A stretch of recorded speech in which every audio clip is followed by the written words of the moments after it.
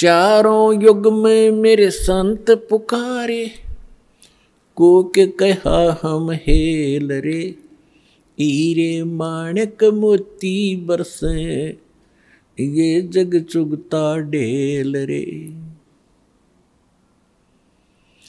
चारों युग में परमात्मा कहते हैं हम आए और अच्छी आत्माओं को मिलते हैं, उनको तत्व ज्ञान से परिचित कराते हैं, फिर वो मुझसे परिचित होकर के वो महापुरुष भी मेरी महिमा को यथार्थ रूप में सुनाते हैं, लेकिन कोई सुनने वाला नहीं होता, क्योंकि अज्ञान घना होता है।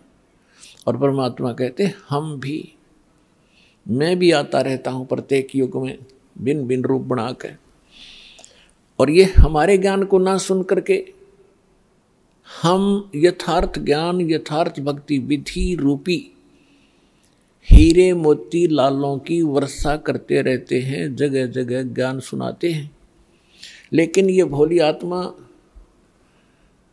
हीरे मोती लालों को ना पहचान कर उनको ठोकर मार कर कंकरों की गठड़ी बांध कर वजन उठाए फिर रहे हैं। हम जो साधना कर रहे हैं बड़ी श्रेष्ठ है। गीता अध्याय नंबर 16 के श्लोक 23 और 24 में स्पष्ट कर दिया है कि शास्त्र विधि को त्याग कर जो मनमाना आचरण करते हैं, मनमानी पूजाएं करते हैं, उनको न तो सुख होता है, न उनका कोई सिद्धि प्राप्त होती है, और न ही उनकी गति होती है। फिर साधना करते किस लिए? अब जैसे जितने भी हमारे धर्मगुरु हिंदू धर्म के क्या नाम देते, ओम नमः शिवाय, ओम नमो भगवते वासुदेव, हरे कृष्ण राधे राधे श्याम मिला दे, राम राम हरे हरे, सहस्रनामा विष्णु जी का, और घने चतुर और घने सुपीरियर मानते हो, कहते ओम ओम, बस ओम सबसे बड़ा नाम। तो पुण्यात्माओं, हरे राम हरे कृष्ण किसी भी सदग्रंथ में मंत्र नहीं, ओम नमः शिवाय किसी ग्रंथ में नहीं, ओम नमो भगवते वासुदेव किसी ग्रंथ में नहीं।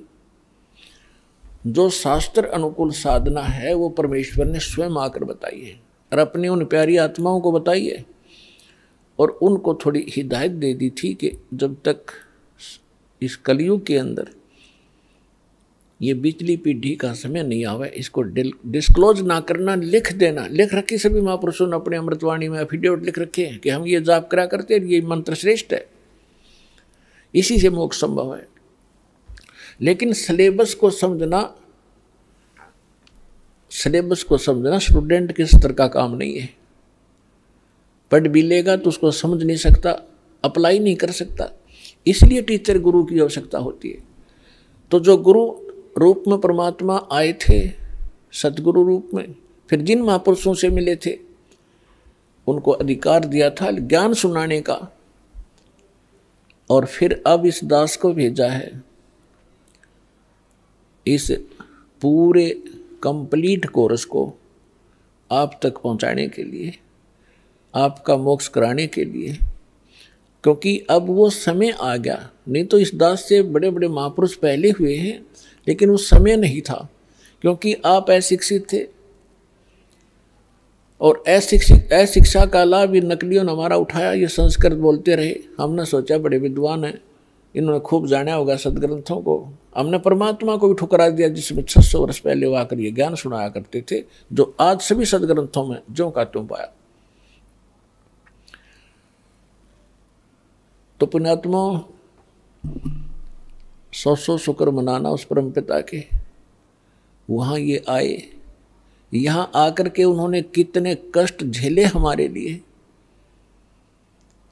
परमात्मा के उसी इतिहास को जो 600 वर्ष पहले परमेश्वर कबीर जी यहाँ आए थे, ये ज्ञान सुनाया करते थे, जो दास आज उसी परम पिता का दिया हुआ एज इट इज आप तक पहुँचा रहा हूँ। अपनी तरफ से इसमें कोई मिलावट नहीं कर सकता, क्योंकि जीव का जो ज्ञान होगा वो घटिया होगा, परमात्मा का ज्ञान वो सत्य होगा। तो वो सत्य ज्ञान आप तक पहुंचा रहा हूँ, ये सत्संग कर रहा हूँ। परमात्मा ने सत्संग किया था, या उन महापुरुषों ने जो भगवान से मिले थे, लेकिन उनको रिजेक्ट कर दिया हमने, क्योंकि हम बालक थे, हम अशिक्षित थे, अनजान थे। आज परमात्मा ने आपको अक्षर ज्ञान कराया। ये अक्षर ज्ञान आपके लिए विष है। बेशक आप कितने विद्वान पाग्य हो, डॉक्टर, इंजीनियर, जज, वकील बन गए हो, भगवान की भक्ति नहीं है तो खाक है ये, एक रोजी रोटी तो कहीं चला ले इंसान। कल मृत्यु होगी, गधा अपने कुत्ता अपने के खाज लग गए और क्या खाओगे फिर।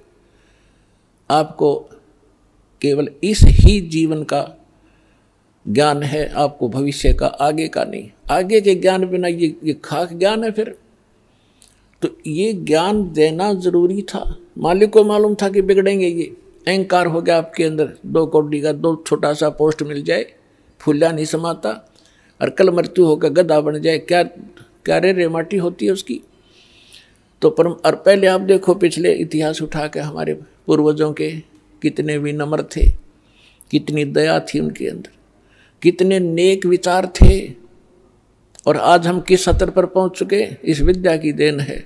लेकिन मालिक को मालूम था कि मेरा ज्ञान ऐसा है, इनको फिर सेट कर देगा, लेकिन शिक्षा प्राप्त हुए बिना ये मुझे समझ नहीं सकते, इनका कभी कल्याण नहीं हो सकता। इसलिए आपको ये अक्षर ज्ञानदाता ने अनिवार्य समझा, तभी आपसे काटने नहीं दिया, निश आग को आपके निकट नहीं आने दिया, 4 युग चले गए। अब इसका हम फायदा उठाएंगे। अब हम बकवादों में चल पड़े, टीवी देखते हैं, बेहुदे ढंग के कपड़े पहनते बहन बेटियां भी, और इसको बड़ा विकास मानते हो, अच्छे घरों की लड़कियां हैं, ये खाक है। ऐसे कार्टून बनकर निकलती हैं घर से, लड़के भी लड़कियां भी। तो इस विद्या की देन है ये।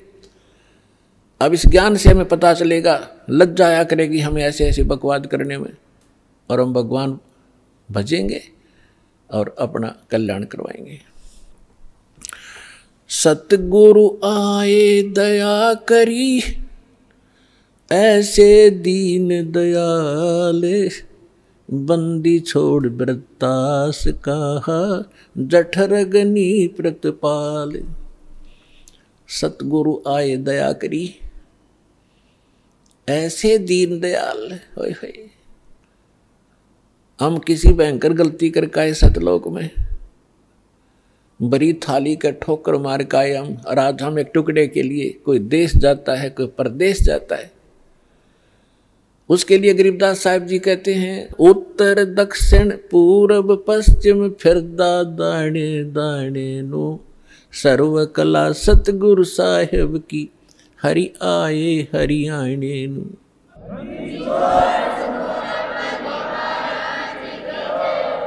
अपने आत्माओं, जो गुरु बचन पर डट गए कट गए फंद 84 के, भाई जो गुरु बचन पर डट गए कट गए फंद 84 के, भाई जो गुरु बचन पर डट गए कट गए फंद 84 के, कट गए फंद 84 के, कट गए फंद 84 के, भाई जो गुरु बचन पे डट गए कट गए फंद 84 के। वस्तु मिली ठोड़ की ठोड़ मिट गई, मन पापी की दौड़। वस्तु मिली ठोर की ठोड़ मिट गई, मन पापी की दौड़। ये भरम मिटे मथुरा काशी के, भरम मिटे मथुरा काशी के, भाई जो गुरु बचन पे डट गए कट गए फंद 84 के। पुणात्मा, गुरु का वचन पालन करना इस भक्ति मार्ग में अति अनिवार्य है।